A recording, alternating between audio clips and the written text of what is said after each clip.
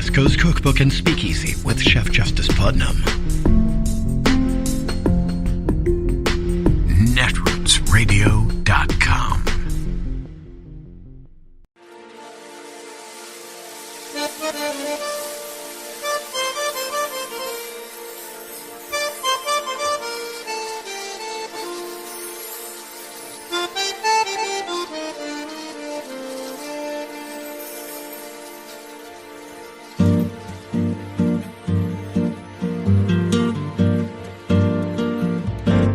Je voudrais du soleil vert, des dentelles et des théères, des photos de bord de mer, dans mon jardin d'hiver. Je voudrais de la lumière, comme en Nouvelle-Angleterre. Je veux changer d'atmosphère, dans mon jardin d'hiver. Ma fleur sous la pluie de novembre, tes mains qui courent, je n'en peux plus de t'attendre. Les années passent, il est loin, là je tombe. Nul ne peut nous entendre.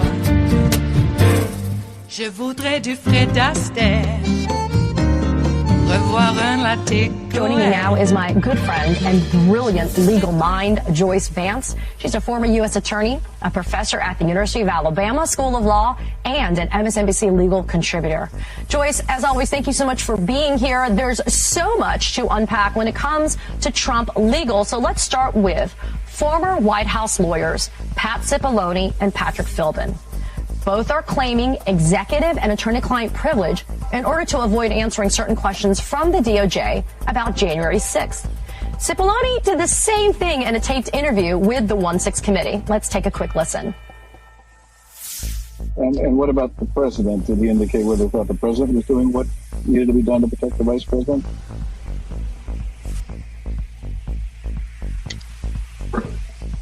Yeah, just sir. That call for Patrick me to get out. I'm being instructed on it. So, Joyce, what is the legal standard federal prosecutors must achieve in order to get the judge to force the testimony from people like Cipollone and Philbin? This is an interesting and unusual case, Katie, and you know this because we've talked about the fact that these folks in the White House counsel's office, they represent the presidency, not the president himself. Although there is some form of an attorney-client privilege argument being made here, it's slender. Where the rubber really meets the road is on executive privilege and whether they can use the executive privilege to avoid giving precisely the most important testimony for federal prosecutors, which is the testimony about their conversations with Trump. Prosecutors want to know what Trump said, what Trump did after he was provided with certain information. And the executive privilege argument isn't one that's entirely frivolous. It's important to protect the legitimate scope of decision-making that permits a president's advisors to give him candid advice. But the problem here and the central legal issue, as you point out, is whether or not criminality is being cloaked by an otherwise legitimate privilege. We've already seen one federal judge make that finding in California in the context of January 6th committee litigation. That same result seems like the place where we'll end up here with this notion that even the executive privilege can't be used as a shield for advice that a president is using to engage in criminal conduct. So, Joyce, let's make sure that this is clear. When you are claiming an attorney-client privilege, there's this thing called the crime fraud exception that's been discussed at length that destroys that privilege and basically would say, in a very general sense, you cannot hide behind that privilege to give testimony, etc. Is there still the same similar kind of argument that the government can make in order to try to get around this executive privilege that's being asserted by people like Cipollone and by Philbin? Yeah, it's a very similar sort of argument. The law is far less established because we haven't had a lot of presidents asserting executive privilege to cloak their criminal conduct. But there's no analytical reason to protect commentary that's sought, advice that's sought, that's used in furtherance of crime. This is a little bit off center here. What you have, we think, we don't know because the testimony hasn't been had yet, is lawyers in the White House counsel's office drawing boundaries for the former president, telling him what the line between criminal conduct and legal conduct is. And DOJ will be interested in knowing what he did after receiving this advice and what his reaction to this advice when it was given to him was. That will help determine things like the former president's state of mind, which would be essential for DOJ in assessing whether it can prosecute a criminal case here. You know, Joyce, we mentioned that Trump's new set of lawyers have formally accepted the subpoena from the 1-6 committee for Trump's document production and for his sworn testimony. Just accepting service of the subpoena in and of itself does not commit Donald Trump to either the document production or the deposition. So what happens next here? Yeah, there's a big difference between accepting a subpoena, which you're legally obligated to do if you're someone's legal representative, and actually having your client show up to testify or turning over documents. So 2 important dates here, one before the midterms, one after. The documents come before the testimony, and that makes a lot of sense because prosecutors want to review the documents first. There's a cautionary tale here for the former president and his lawyers, and that cautionary tale is named Steve Bannon. If you do nothing, if you ignore the subpoena, DOJ seems to say that that's the kind of conduct that will earn you a prosecution. So I think what we'll see here will be bad faith negotiations. I don't think that there will be any real suggestion that the former president will testify. If his public statements so far give us a roadmap in any way, it's that he'll suggest that he will come testify if he's not under oath, if he's given an open mic and doesn't have to answer questions. And we can expect the committee to say no. You have to be like every other witness. You come in and you talk to professional staff, you testify under oath, and you answer questions. It's not just open mic night for the former president. You know, Joyce, prosecutors in the Mar-a-Lago documents case are also reportedly looking to, again, interview an aide to Donald Trump who's on surveillance footage, and this is on camera, moving boxes of documents inside Mar-a-Lago. Apparently, the DOJ is skeptical of answers he previously gave them. I think skeptical is a very generous adjective. You were a former federal prosecutor. What can these investigators use to try to leverage truthful testimony out of this kind of witness? Yeah, this witness is a little bit of a sympathetic figure. He started out as a mess cook in the White House. You know, the military sends over folks to staff, became a military valet for the president, left the White House with the now former president, went to Mar-a-Lago, and has stayed on in pretty much that same capacity.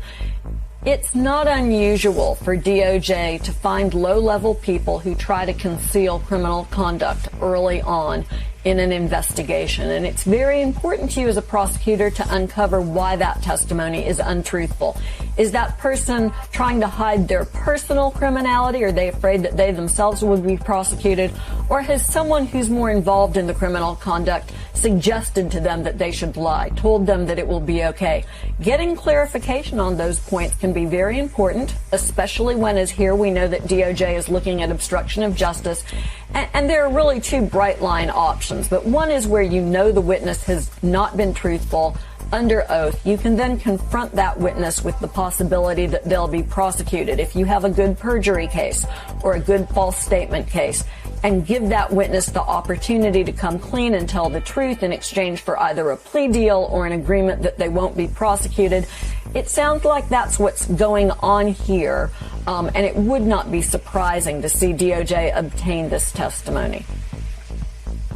You know, Joyce, I would be remiss to not ask you before I have to let you go about a significant move in the civil cases against Donald Trump. An appeals court scheduled oral arguments in E. Jean Carroll's defamation case against Trump. In full disclosure, you and I are friends with E. Jean Carroll, but that doesn't stop us from being able to provide objective legal analysis on what's happening. The court in the D.C. Circuit Court of Appeals will decide whether Trump made his statements against E. Jean Carroll within the scope of his role as president of the United States at the time, although we all know he's now since repeated those statements when he hasn't been president. But what's the ultimate issue, Joyce, before this appeals court, and how could it impact E. Jean's trial that's scheduled to be held ultimately in New York in a few months? Well, this is a crazily convoluted legal process. Trial, as you note, is set to begin in February. But there was a legal issue that was appealed to the Second Circuit Court of Appeals. And that question involves whether there's qualified immunity for a federal employee who's acting within the scope of their employment. That's the argument being made by the government, which is representing the former president. The Second Circuit decided that it couldn't answer that question, that it was a matter of D.C. law, so they referred it to the D.C. courts. This is the argument that's now been scheduled, and it's a very simple issue for the D.C. courts to decide. When Trump made allegedly defamatory comments about E. Jean Carroll, was he acting within the scope of his employment as president, or was he beyond the scope? If it was within the scope of his employment, then the entire case will be due to be dismissed because of qualified immunity. I'm just going to make a guess here, Katie. I don't usually, as you know, like to engage my crystal ball. I know. But I think the fact that the former president has recently repeated those comments now that he's no longer president, that really strongly suggests that these comments weren't germane to his duties as a government employee. If they were, there would be no reason for him to reiterate them now. I think that there's a strong case that this trial should go ahead. It is Friday, the 28th of October of 2022, and you are in West Coast Cookbook and Speakeasy. I am your chef de cuisine, Justice Putnam. Gunner the English Bulldog is our snoozing sous chef, and our daily special is Blue Moon Spirits Fridays, because we are all Nighthawks in the Diner of Life. Okay, well, I guess some of the news that's on the top of the ticket is that Nancy Pelosi's husband, Paul, was violently attacked at their home in San Francisco. I have to say, I think they live near Seacliff, which is, pretty exclusive digs. But I don't know. Maybe the assailant thought that Mr. Pelosi was an Asian guy, and an old Asian guy at that, so decided to attack him. Maybe. Because then they can just pass it off as being, oh, don't worry, it's just the assailant thought he was an old Asian guy, and people will go, oh, okay, well, then that's okay then. That's all right. We don't have to worry. It was only just something that happens all the time. Okay, well, that's where we are. But I doubt that was the case. It could also be that since, Seacliff being Seacliff, it could have been a crime of opportunity, and you see, looks like a pretty rich old guy there. Let's jack him. Who knows? Who knows? Or it could be something a little bit more, shall we say, conspiratorial. And I don't mean like Looney Tunes. I mean like two or more people getting together and planning and doing a crime. You don't even have to do the crime, just plan it. But it looks like the crime was committed. They did arrest the assailant, and San Francisco PD, I think they're the lead. Did the feds take over? I don't know. Probably SFPD, which means they'll probably just release the guy going, hey, good job, pat him on the back. Now get out of here. Knowing how SFPD works, yeah. Jeez. You never know. I mean, you just never know. Look what's happened in the Secret Service. Could be happening now. Let's hope not. I heard Joe brought his security detail from when he was vice president, because hopefully that was before the Secret Service got totally corrupted. I do remember some presidential details who had to be let go because they got into drunken brawls over not paying prostitutes in some Latin American country. So do you really want that running your security? I don't think so. I think he cleaned house, and that pissed off a lot of people. Maybe pissed off Mike Flynn. Could have been. Of course, it wasn't Obama who just suddenly stumbled upon Mike Flynn. His antics were reported up the chain of command. All right. Yeah, we got a Jack D. Ripper here. And he's not even as good looking or as tall. Jeez, come on. Well, that's how it usually is anyway. So that's how we got to deal with it. Christo-fascism trying, they are. They're taking over. And somehow our electoral system will stop it when they are manipulating the electoral system as we speak. Already Pennsylvania repugs, maggot candidates are contesting the election, and they just started early voting because they know they're going to lose. And so why not game the referees and everybody else? And that way, when you have a violent insurrection, you can justify it by saying, look, we said we were going to win and then we didn't win, so there must have been something wrong. They did something wrong. I also have surmised after all this time that when they get really upset is because they thought the fix was in. They thought everything was in place and their cheating was so insurmountable that nothing that we could do would, keep them from cheating. And yet, I got to tell you, cheating only works on the margins. If you have raw numbers that are just like so overwhelming, they really can't cheat, and that's what happened. But in their fevered, conspiratorial, criminal minds, I should add, they think we just cheated better. Like getting more people to vote is cheating because it's taking something away from them. And how do they respond? They're going to take things away from us. Oh, you thought you had bodily autonomy. Silly little girl. All right. Okay. They want us to go back to the 50s. Apparently, a predominant number of the repugs in America think that everything was just fine in the 50s, maybe for a certain segment of white society, because it certainly wasn't throughout all of white society. But I guess the only ones that mattered. All right. Well, I might be overstating that. White society benefited tremendously during the 50s.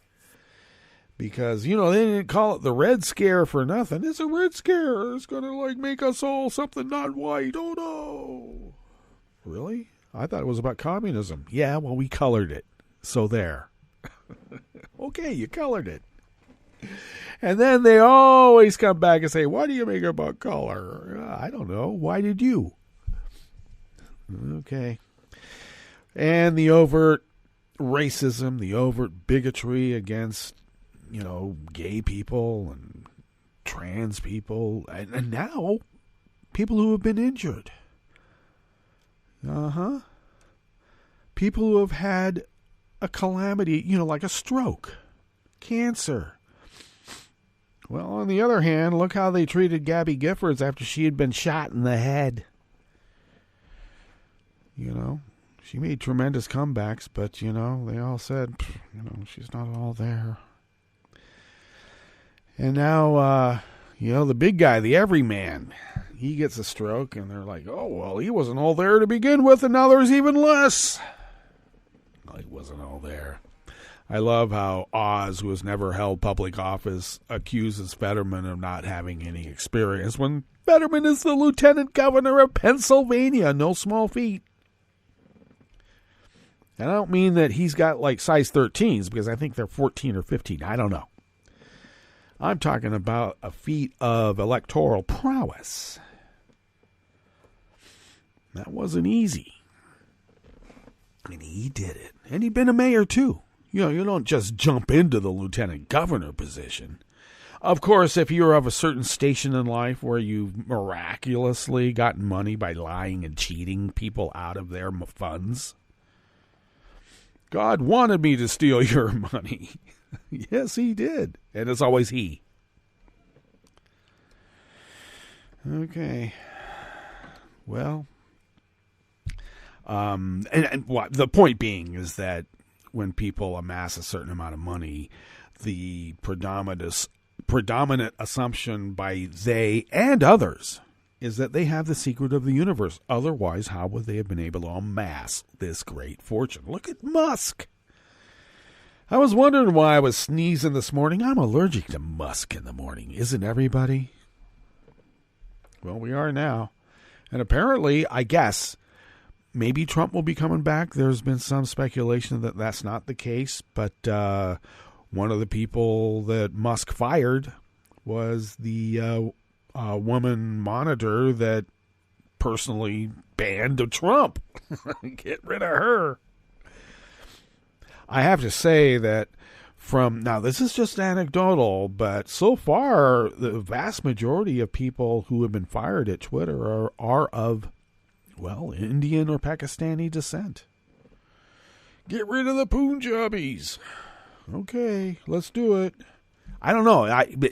It could be, that's just the luck of the draw. I don't know. They were the ones that were holding those particular positions, but it seems like when you're cleaning house, and you also are an heir to an apartheid blood emerald fortune, and you're already being sued for racist apartheid policies at your Tesla plant in San Leandro, Livermore, somewhere around there. It just seems, I don't know, a little too pointed by my reckoning. So we'll see. But, yeah, now Ellen's got Twitter. And it's no longer a public company. Delisted from the New York Stock Exchange. It's all private. And you know what they say about private companies? They can do anything they want. He said he doesn't want it to be a free-for-all hellscape. People can't just say anything. Which means that when liberals and women... Well, women can be liberals too, but you know what I mean.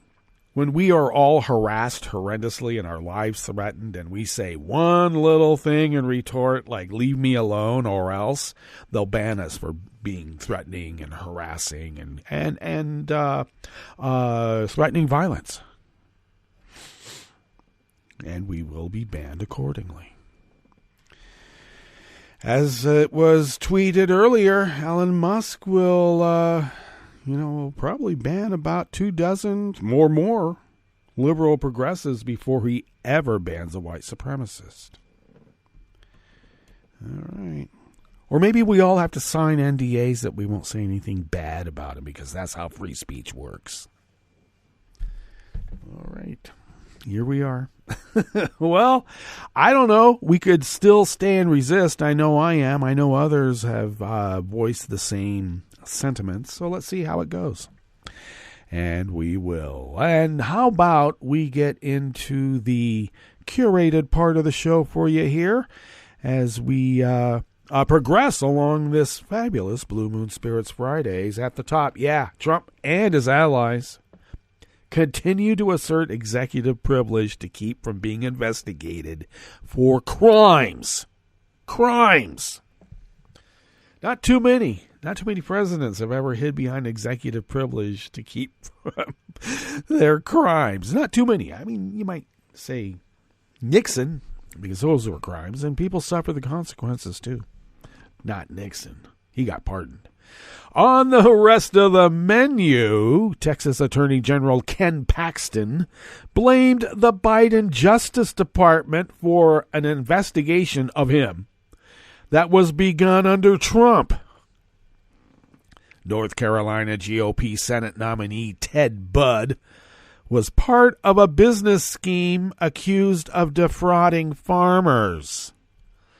And Georgia DA Fani Willis urged the Supreme Court to allow Lindsey Graham's testimony because time is running out, and that's exactly why Lindsey took it to the Supreme Court. After the break, we move to the chef's table where the FBI is probing an ex-CIA officer spying for World Cup host Qatar. And he was doing a lot more than just getting them the World Cup, apparently. And a court in Belarus sentenced yet another independent journalist to 3 years in prison. All that and more on West Coast Cookbook and Speakeasy. Bon appetit.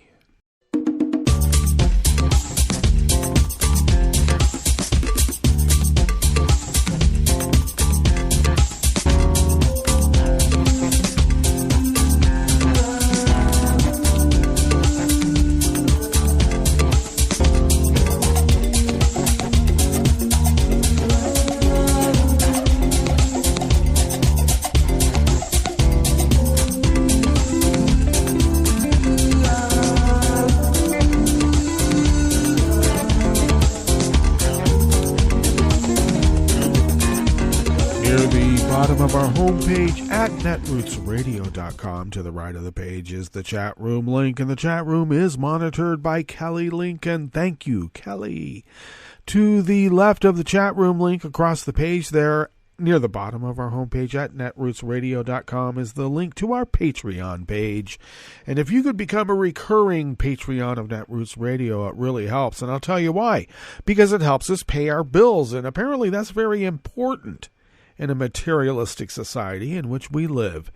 And if you could afford to send us what you might spend on an espresso-type coffee drink once a month, well, that really does help us pay our bills because, other people do it as well, and it puts a dent into the ever-increasing costs of running this bulwark of resistance against dark forces arrayed against representative democracy, not only here in the United States of America, but around the world. They're trying to take over, and Russ never sleeps. And I got to tell you, we got to rub it out. You can take that for any way you want. I don't care. But we appreciate any type of financial help that you can send us, and buying us a coffee once a month really does help, so thank you. If you would like to follow Netroots Radio on Twitter, you can do so at Netroots Radio. Tom takes care of that. Thanks, Tom. Follow me on Twitter at Justice Putnam. I post the show notes and links diary, incidentally, on Daily Co's 10 minutes before showtime. That's where the real reportage is, the full article. Oh, yeah. So you can find that by following my Twitter feed for as long as it lasts. You never know.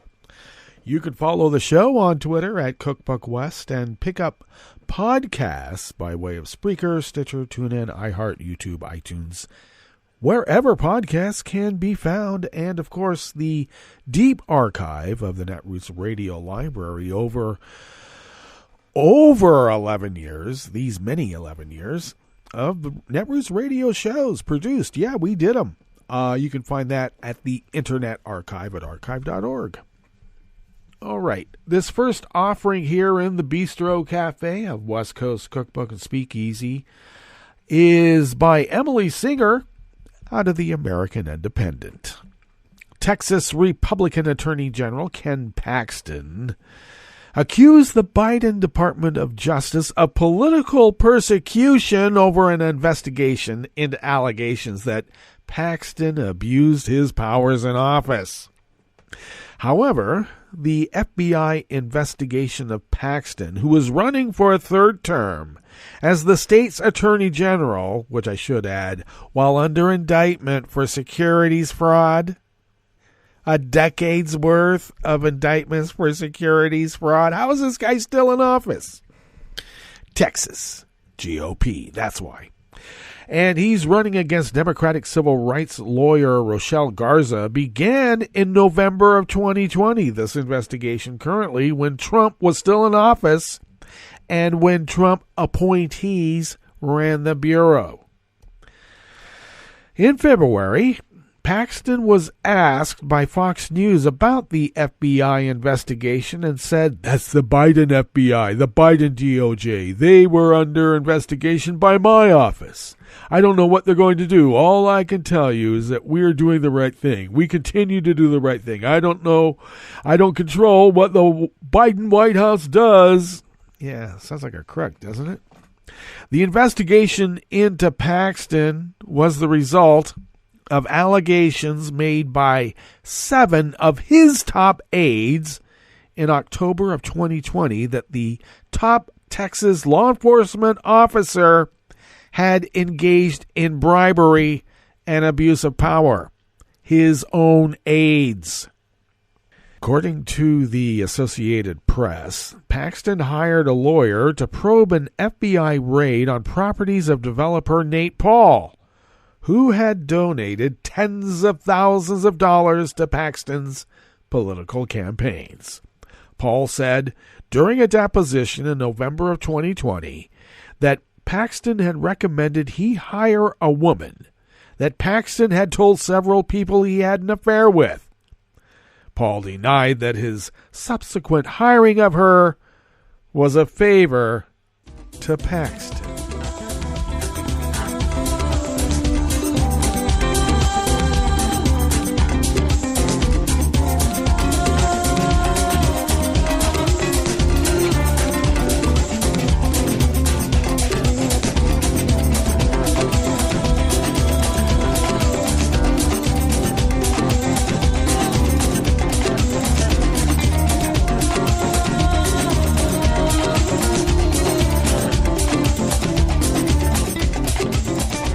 Josh Israel, also of the American Independent, brings us this next offering here in the Bistro Cafe of West Coast Cookbook and Speakeasy, Blue Moon Spirits Fridays. North Carolina Republican Representative Ted Budd is running for the U.S. Senate as an advocate for the agriculture sector and small businesses, but in a 2004 bankruptcy court case, he was accused of participating in a fraudulent scheme that hurt hundreds of farmers. The third-term representative is running against Democratic former North Carolina Supreme Court Chief Justice Cheri Beasley for an open seat of retiring Republican Senator Richard Burr. In January of 2000, AgriBiotech, an agriculture company whose CEO was Budd's father, Richard Budd, filed for bankruptcy. At the time, the business owed $50 million to 1,200 farmers who grew turf, alfalfa, and other crops for the company. During the bankruptcy proceedings, the farmers argued that Richard Budd and Ted Budd had fraudulently used remaining assets to pay off their own $10 million loan to the company before paying them what they were owed for their crops. Richard Budd and a Ted Budd campaign official denied wrongdoing. Not mentioned, however, was an additional filing in the bankruptcy case made by Anthony H.N. Schnelling, the trustee for the growers, and others owed money by AgriBiotech. The December 6, 2004 amended adversary complaint alleged additional fraud on the part of both Budds.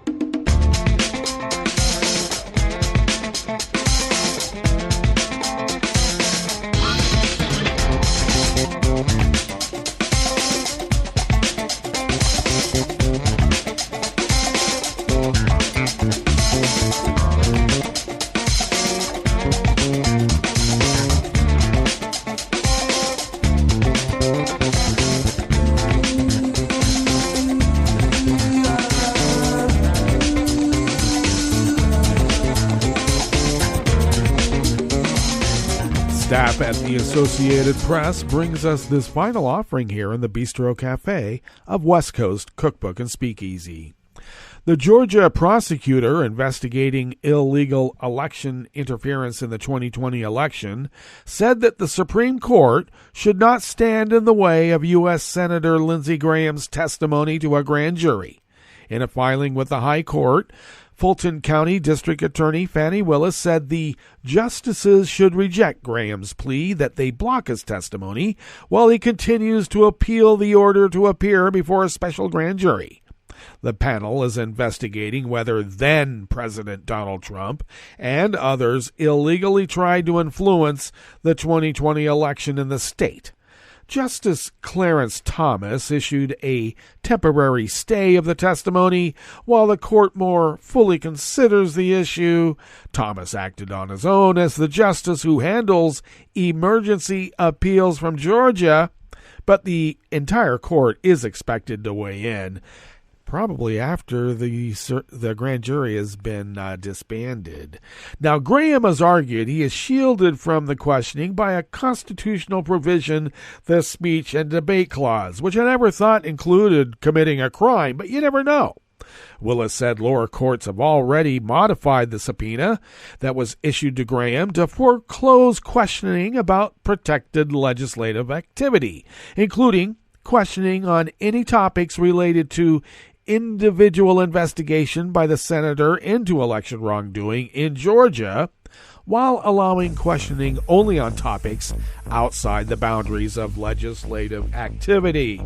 Graham's testimony, originally sought for late August, has been scheduled to November 17th, according to a new subpoena that was attached to his Supreme Court filing. Running out the clock. All right, let us get to our break, speaking of which, in terms of running out the clock. And when we get back from that break, we will go through weather from around the world. And we will finish up with the stories that we've curated for you today. You were listening to West Coast Cookbook and Speakeasy. And we will be right back. You are listening to netrootsradio.com. Please hang up and try again.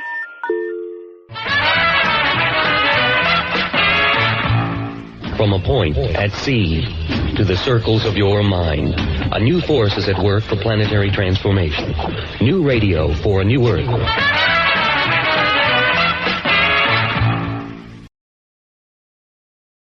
This is Take Two Movie Review. I'm Clinton Johnston. This week, Their Oddness 'Tis of Thee. Amsterdam, written and directed by David O. Russell, is not afraid to openly fly its flags.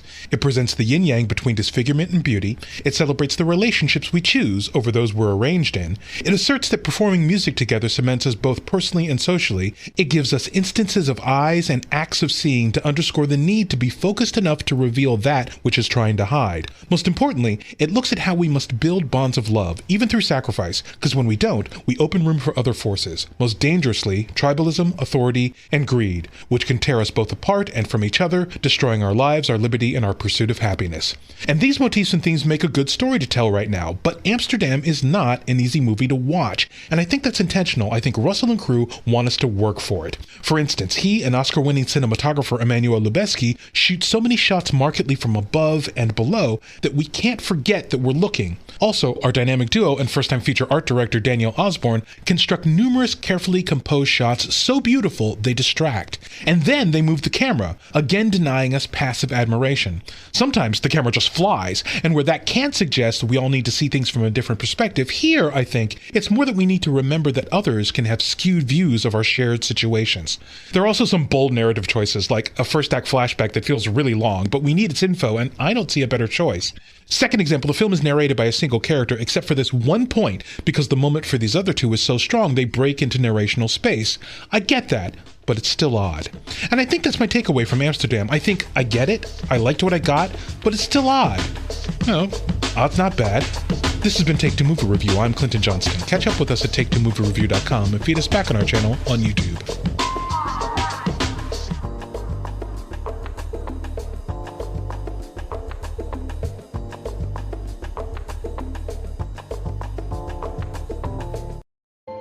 This is the story of a very special woman. In a matter of seconds, she turned herself into a great mathematician or an entrepreneur. Her knowledge was limitless and still is.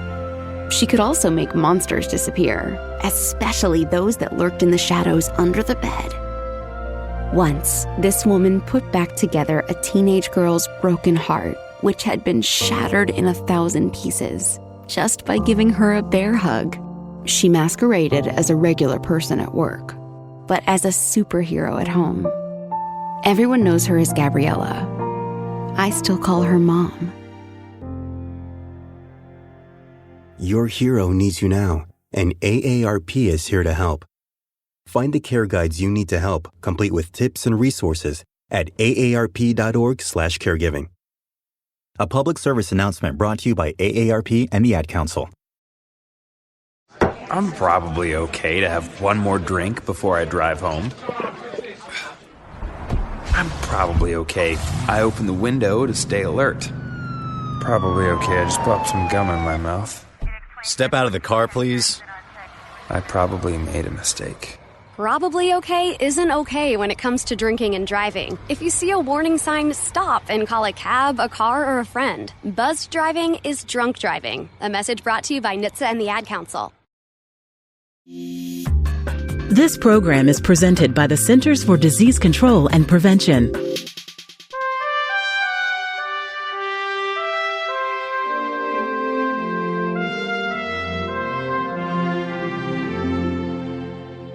Welcome to A Cup of Health with CDC, a weekly feature of the MMWR, the Morbidity and Mortality Weekly Report.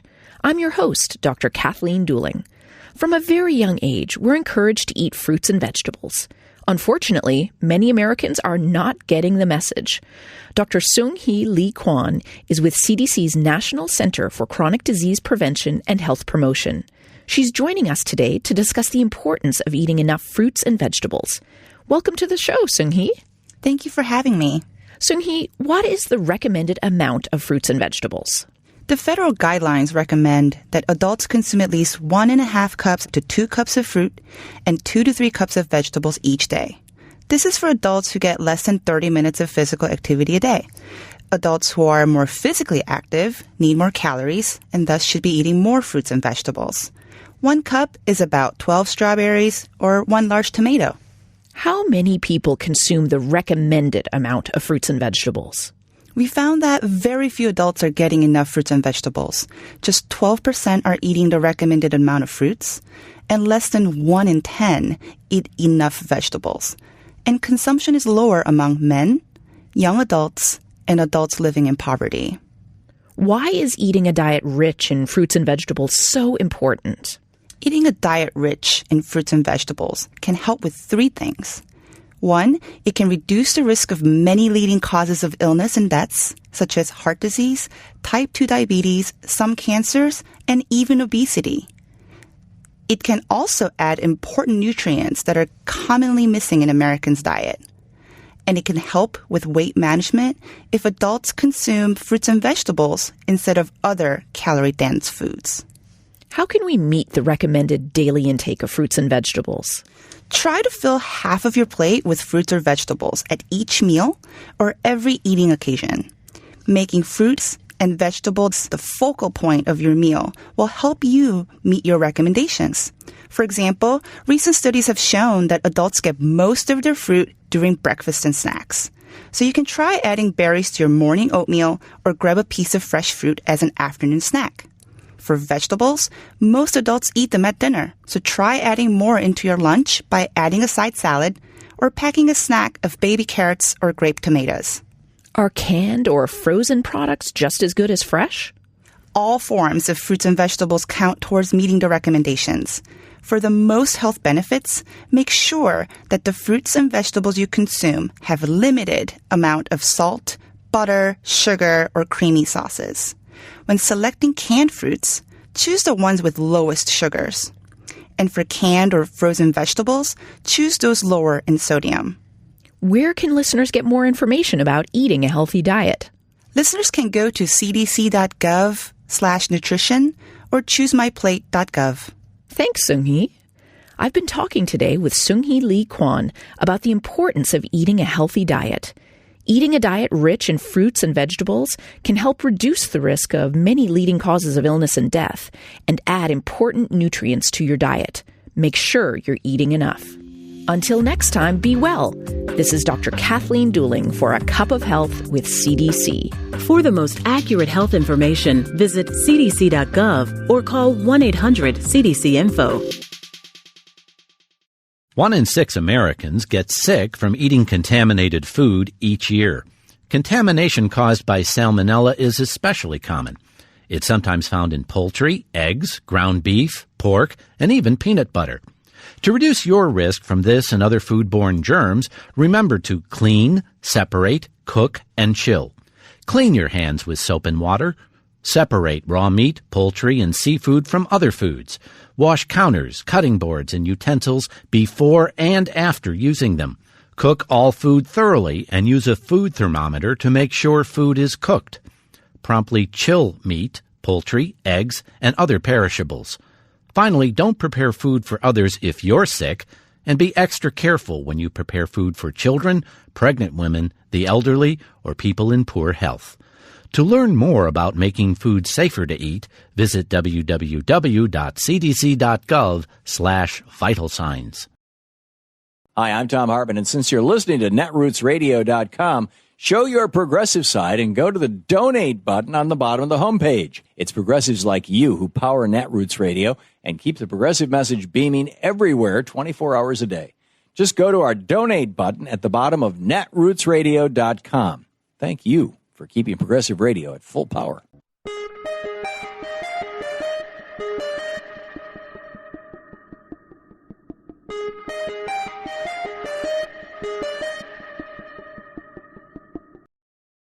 Make sure you're registered to vote. Go to rockthevote.org.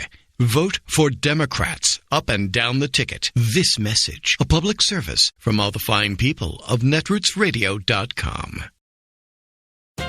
How about Ron DeSantis? The Florida governor is the new darling of the right-wing media, funders, and other establishment powers who are pushing him to be your next president.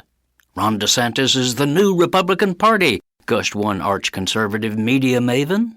That's odd, since what characterizes Ron's tenure and is causing a collective swoon for him within the rightist hierarchy is his big government authoritarianism.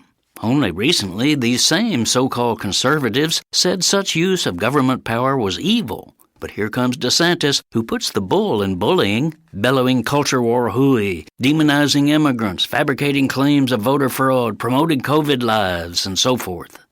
Then he imperiously asserts government power to bully local communities, workers, the poor, Florida's environment, truth, fairness, honesty, and democracy. Consider one of his recent maneuvers to overturn the people's democratic will. Like most other Republican-run states, DeSantis' Florida keeps trying to block African Americans from the polls. In 2018, however, Floridians themselves rebuked the suppressors by approving a ballot measure to expand the electorate. A whopping 65% said yes to eliminating a vindictive lifelong ban on voting by ex-felons, people who had served their time. This long overdue measure of simple justice re-enfranchised about 1.4 million former felons. But wait, DeSantis had old Jim Crow up his sleeve. In 2019, he rammed a technical gotcha into state law, preventing former felons from voting until they pay in full all court fines. These fines can run thousands of dollars, so DeSantis' new law created a partisan poll tax to price a big percentage of these voters out of Democratic participation. This is Jim Hightower saying, remember, he's the new Republican Party. If you'd like more of Jim Hightower's real populism, check out the Hightower Lowdown. Jim's monthly newsletter gives you the real lowdown on which corporations, by name, are doing what to the middle class, our environment, and our democracy. Each month, the Hightower Lowdown brings you facts you didn't know, along with actions you can take to fight back. It also comes with a sense of humor. Hightower believes we can fight the gods and still have fun. Plus, get this, it's cheap. Only $15 brings you 12 issues a year. For real populism, go to hightowerlowdown.org. I'm Rick Smith, and this is Labor History in 2. On this day in labor history, the year was 1965. That was the day that the St. Louis Gateway Arch was completed in St. Louis. The project was the result of a nationwide design competition. The arch soars 630 feet above the ground and is the highest monument in the United States. The arch was made from 900 tons of stainless steel. It was meant to symbolize St. Louis's role as gateway to Western expansion. The groundbreaking ceremony for the project was held in 1959. Workers from multiple unions were involved in building the arch. 250 Boilermakers from Local 659 in Warren, Pennsylvania, built the arch sections. Ironworkers completed the on-site assembly. Electricians and plumbers were involved in the construction as well. According to historian Clarence Lang, the construction of the arch also became a focus of local activists' frustration by the lack of integration in federally funded construction projects. In July of 1964, Percy Green, a black activist, and Richard Daley, a white activist, scaled up 125 feet of the unfinished arch. The 29-year-old Green was the chairman of the Employment Committee for the Congress of Racial Equality, or CORE. As Green and Daley perched on the arch, they shut down construction that day. Other protesters held a press conference below. They demanded that 10% of the work on the project be provided to African Americans. No black workers were hired as skilled craftsmen on the project. After 4 hours, the men climbed down and were arrested. The action brought media attention to the lack of black workers, not just at the St. Louis Arch, but at construction projects throughout the nation. Like what you hear? Check out more at laborhistoryin2.com.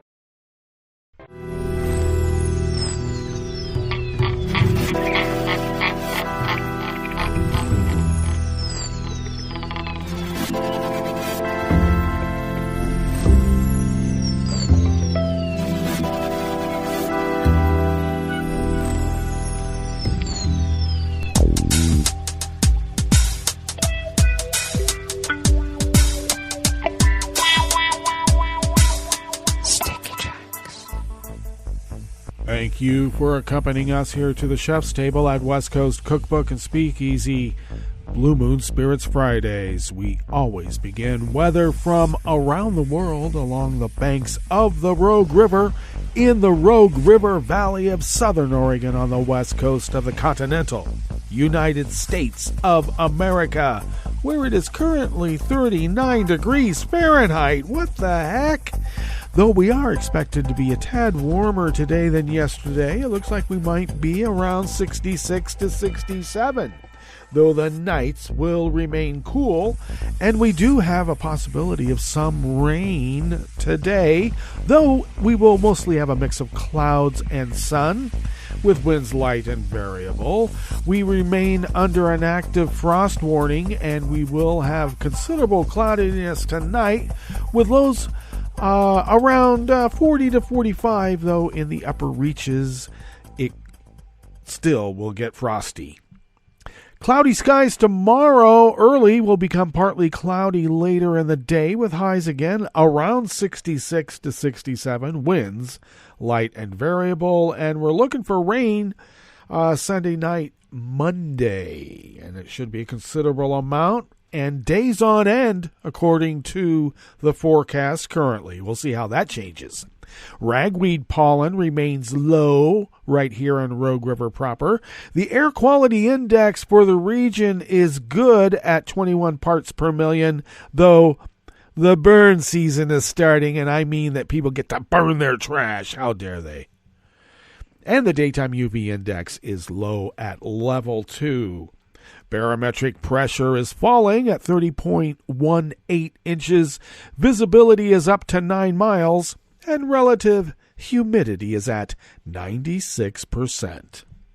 Weather from around the world is brought to you by a crowd of crowdsourced weather stations that a crowd crowdsources from around the world. London is 65 degrees and sunny. Paris is a balmy 72 and sunny. Rome is 76 and fair. Kyiv is 53 and mostly cloudy. Kabul is 54 and clear. Hong Kong is 74 degrees and fair. Tokyo is 56 and clear. Sydney, Australia is 66 and fair. San Francisco, California is 50 degrees and partly cloudy. And New York is 52 degrees Fahrenheit and fair. And that is weather from around the world, brought to you by a crowd of crowdsourced weather stations that a crowd crowdsources from around the world.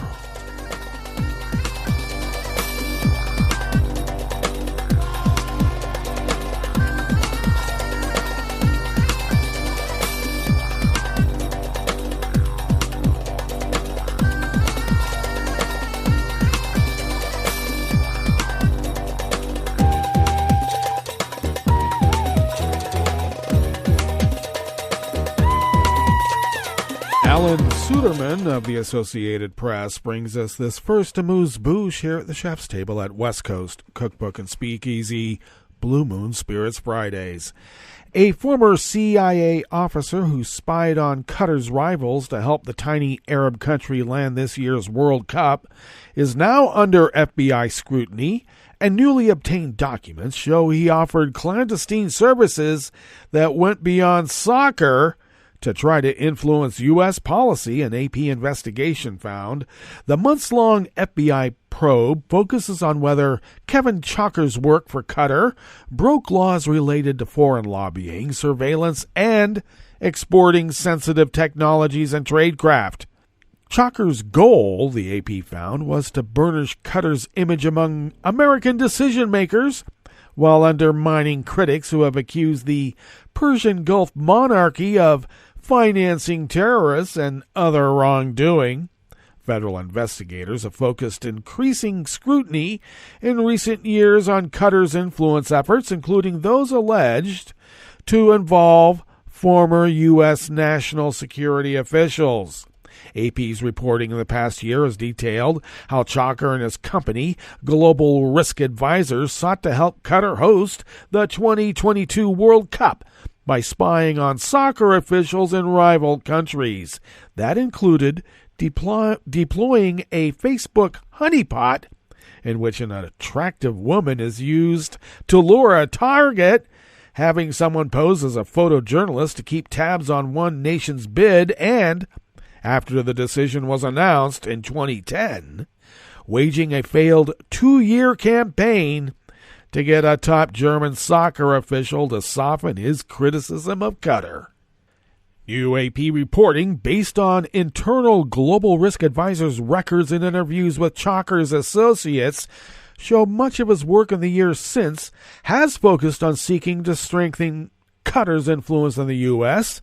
That included attempting to set up high-level meetings between Qatari officials and top CIA leaders, and pitching a sprawling covert influence operation to damage the reputations of U.S. officials perceived as Qatar's enemies.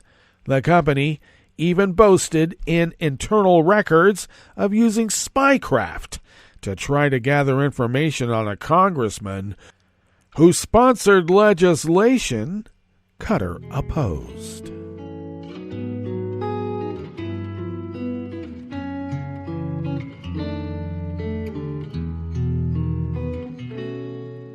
Je te donne ce mon amour pour la vie entière, la promesse de me trouver à tes genoux. Aussitôt que tu m'appelles, rester toujours fidèle, c'est tout, c'est tout. Je te donne tous mes printemps, mes étés de mer, mes automnes quand les feuilles tombent partout. Si ce n'est pas une bonne affaire, je te donne tous mes hivers. Staff at the Associated Press brings us this final amuse-bouche here at the Chef's Table at West Coast Cookbook and Speakeasy. A court in Belarus yesterday, Thursday, sentenced yet another independent journalist to 3 years in prison. A second prison sentence handed down to a journalist in the European country this week in a sweeping years-long crackdown on independent media. According to the Belarusian Association of Journalists, Alexander Lubinachuk was convicted on the charges of participating in an extremist group. He had worked with a number of independent media, including the Polish-based Belsat TV channel, which was outlawed as extremist in Belarus.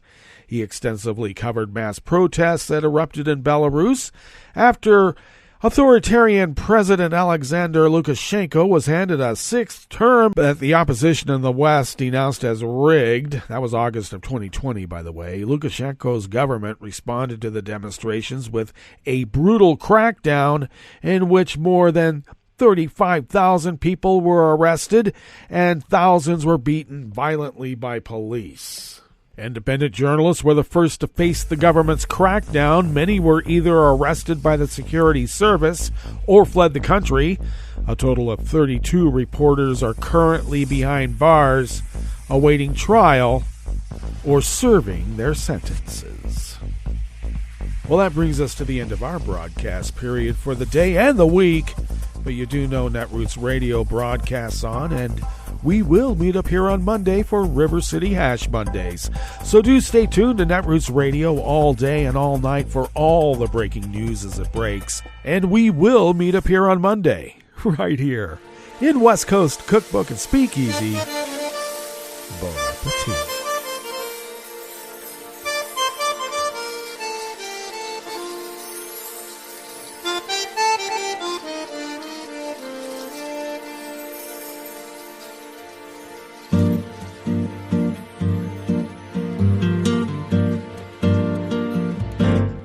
Je voudrais du soleil vert, des dentelles et des théères, des photos de bord de mer, dans mon jardin d'hiver.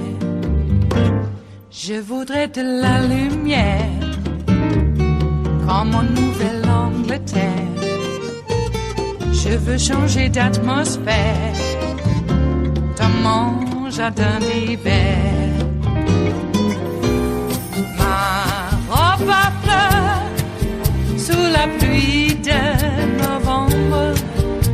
Tes mains qui courent, je n'en peux plus de t'attendre. Les années passent, il est loin, là je tombe. Nul ne peut nous entendre. Je voudrais du Fred Astaire, revoir un latte Goël. Je voudrais toujours te plaire dans mon jardin d'hiver. Je veux déjeuner par terre comme au long de golfe clair, t'embrasser les yeux ouverts dans mon jardin d'hiver. Ma robe à fleurs sous la pluie de novembre. Tes mains qui courent, je n'en peux plus de t'attendre. Les années passent, il est loin, là je tombe. Nul ne peut nous entendre. Ba-da-da-dum-di-da-dum, ba-da-da-dum-di-da-dum, ba-da-da-dum-di-da-dum, dans mon jardin d'hiver. Ba-da-da-dum-di-da-dum, ba-da-da-dum-di-da-dum, ba-da-da-dum-di-da-dum, dans mon jardin d'hiver. Dans mon jardin d'hiver. Dans mon jardin d'hiver.